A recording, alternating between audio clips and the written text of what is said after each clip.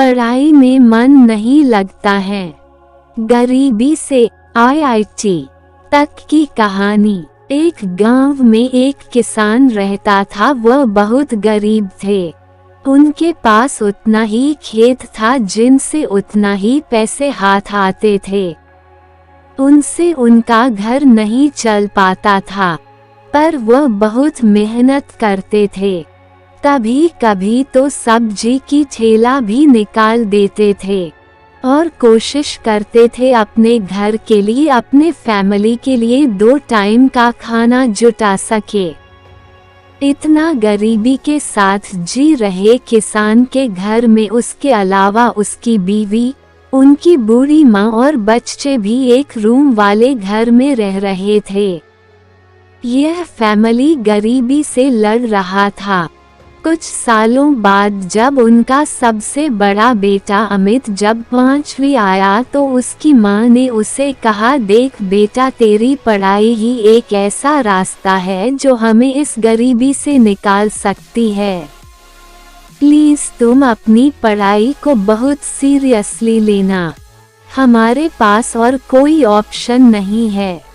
इस गरीबी से निकलने के लिए उस टाइम पर अमित समझ सकता था अपनी माँ का डक, और वो लाइन हर बार हर समय उसकी कानों में गूंजती थी।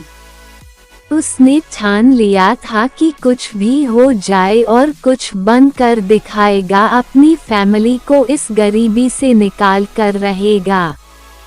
वह जैसे जैसे बड़ा होता रहा, उनके गांव में हाई स्कूल नहीं होने के कारण अमित को बाहर जाना पड़ता था। गरीबी में और थोड़ा खर्च बढ़ने के कारण उनके घर की हालत बिगड़ती जा रही थी। तभी उनके छोटे भाई ने बाहर दिल्ली में जाकर कुछ काम करने का सोचा, अपनी फैमिली को बताया, और लेकिन बहुत कम उम्र के कारण सभी ने बाहर जाने से मना कर दिया। इतनी गरीबी और काम ना कर पाने के कारण धीरे धीरे डिप्रेशन में चला गया।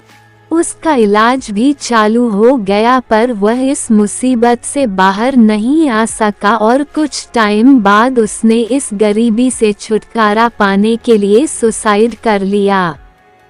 दोस्तों, यह एक सच्ची कहानी है, वो कोई बना बनाया बात नहीं कर रहा हूँ। अमित को अब देखा नहीं जा रहा था, ये सब गरीबी के कारण हो रहा था जो उनकी फैमिली सफ़र कर रहे थे। वो छोटा भाई भी खो चुका था। आप सोच सकते हो उनको कितना हर्ट हो रहा होगा, कितना दुखी होगा।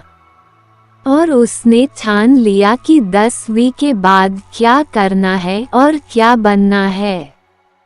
उसने आंसू को पोंछकर अपने आप से बोला, अब मैं पीछे नहीं हट सकता, मेरे पास एक ही ऑप्शन है। वह पढ़ाई में लग गया और अच्छे रिजल्ट के साथ उसने 10वीं पास किया। उन्होंने अपने पिता से कहा उसे सुपर 30 के आनंद सर से मिलना है, और वह दोनों उन्हें मिलने गए और उन्हें उस एकेडमी में एडमिशन भी मिल गया।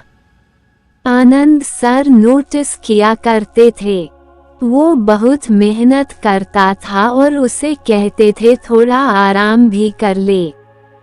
उसने अपनी स्टोरी शेयर करते हुए कहा, जब मैं आराम करने का सोचता हूँ तब मुझे मेरा भाई याद आता है, मुझे मेरी माँ और पापा की गरीबी याद आती है, और वही गरीब और मेरे भाई की यादें मुझे सोने नहीं देती, मुझे आराम नहीं करने देते। और धीरे धीरे उसकी आंखों में से आंसू आ गया।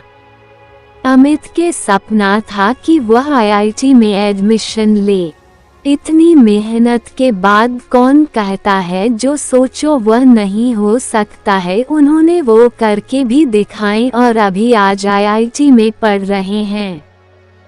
हम आशा करते हैं कि वो लाइफ में बहुत आगे बढ़े। यह स्टोरी कहानी आपके अंदर भी वह जज्बा है जो कुछ भी कर सकता है अपने लिए, अपने माता पिता के लिए या किसी ऐसे इंसान के लिए जो आपसे सबसे करीब है। क्या आप इतना भी नहीं कर सकते उनके लिए? अगर कर सकते हो तो इंतजार किस बात का। जब भी डिमोटिवेशन फील करो, इस कहानी को फिर से पढ़ लेना, फिर से वही मोटिवेशन और जुनून आ जाएगा। कहानी की सीख। वक्त नूर को बेनूर बना देता है, वक्त फकीर को हुजूर बना देता है। वक्त की कद्र कर ए बंदे, वक्त कोयले को कोहिनूर बना देता है।